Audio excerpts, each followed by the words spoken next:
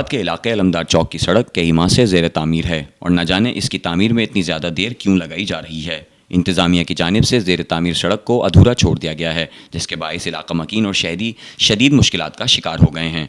शहरियों का मुतालिबा है कि सड़क की तामीर फौरी मुकम्मल की जाए और उन्हें रिलीफ फराहम किया जाए।